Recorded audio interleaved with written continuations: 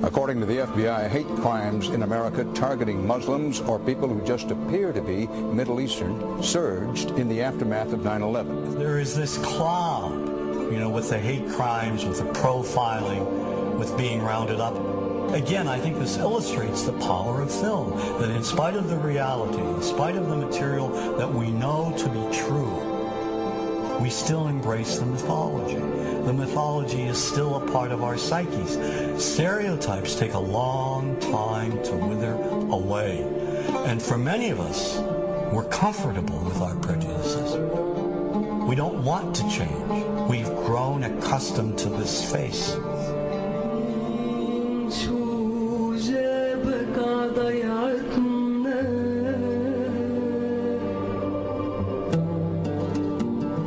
When we think of Arabs, what do we see?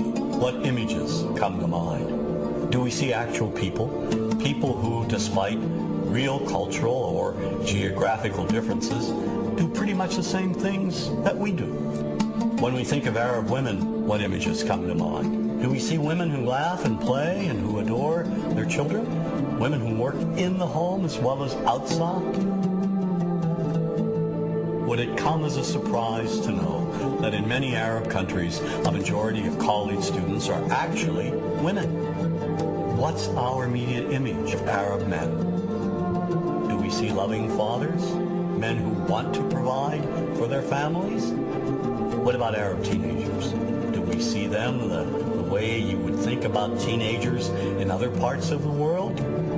Then there's religion in the Arab world. Do we see it as all-encompassing, dominating everything else?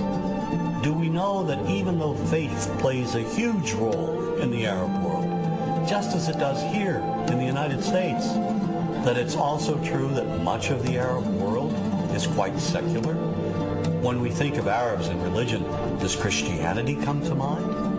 Do we remember that there are over 20 million Christians in the region who have lived side by side in harmony with Muslims for centuries?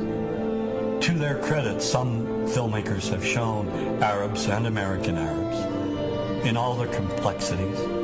An excellent way to shatter a stereotype is through laughter, through comedy. So we have comedians. Comedians have done this historically. Black comedians, Jewish comedians. So we see Arab comedians doing this, and this is one way to release the tension. My name's on a credit card, true story. Guy behind the counter picked up my credit card, sees the Olive card, looks at me all weird. He's like, hey, buddy, what kind of name is, that?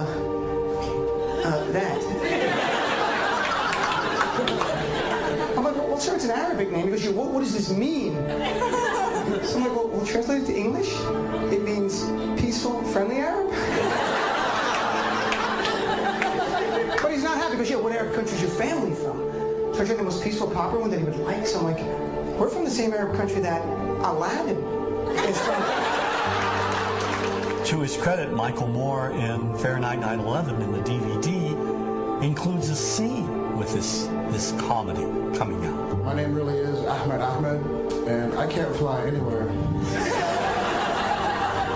All you white people have it easy. You guys get to the airport like an hour, 2 hours before your flight. It takes me a month and a half.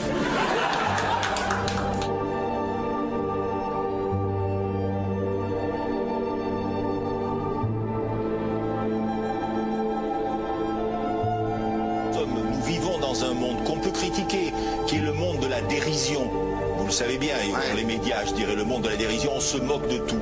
Le fait que ça se fasse me satisfait. Parce que ça veut dire que nous avons qu'on est libre. Peu à peu. Il faut qu'on soit beaucoup plus sage que ça, qu'on rentre pas dans ces provocations. Et c'est pour ça que... C'est l'autocensure, ça, Jamel. Tu comprends ce que je veux dire? Si on commence à pas faire de dessin pour pas choquer les musulmans... Non, c'est-à-dire que pour moi... C'est de l'autocensure. C'est la liberté d'expression. Pour moi, la liberté d'expression, la liberté d'expression et le respect font partie, sont mariés ensemble. Moi, je suis pour la liberté d'expression. Mais si je vais blesser une personne, pourquoi blesser la personne? Non, mais si moi j'ai envie de faire une caricature sur Mahomet ou sur un rabbin ou sur Jésus-Christ, il faut que j'ai le droit de le faire. Tu comprends? C'est ça la France. Quand tu sais que tu vas blesser 10 millions de personnes, pourquoi tu vas les blesser? Pourquoi? C'est la liberté, c'est ça. C'est la liberté de...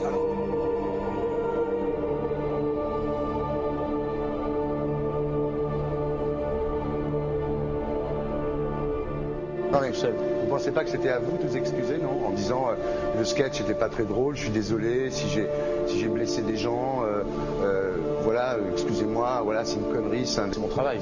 Mais vous referiez pas le même sketch quand même? Mais le spectacle que je fais reprend en grande partie les lignes de ce sketch. Mais il y a un truc que je comprends pas sur cette affaire, c'est qu'à aucun moment vous avez senti le besoin de vous excuser et que vous en avez rajouté. C'est tellement surprenant, c'est tellement inadmissible que j'en suis choqué. Voilà. Dans un pays où on peut parler, on peut s'exprimer. Et là, pourquoi tout d'un coup, sur un sujet, on ne pourrait pas s'exprimer sur vous savez bien pourquoi on ne peut pas s'exprimer. Pourquoi?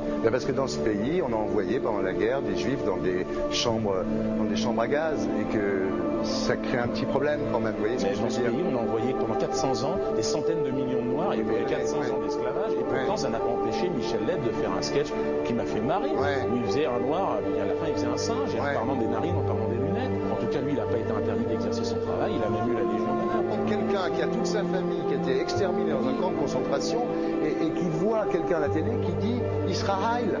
Vous vous rendez compte? Je sais pas.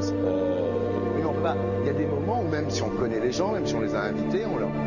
Et c'est pour ça que... C'est l'autocensure, ça, Jamel. Tu comprends ce que je veux dire? Si on commence à pas faire de dessin pour pas choquer les musulmans... Non, c'est-à-dire que pour moi... C'est de l'autocensure. C'est la fin de la liberté d'expression. Pour moi, la liberté... Et là, pourquoi tout d'un coup, sur un sujet, on ne pourrait pas s'exprimer sur vous savez bien pourquoi on ne peut pas s'exprimer. Pourquoi?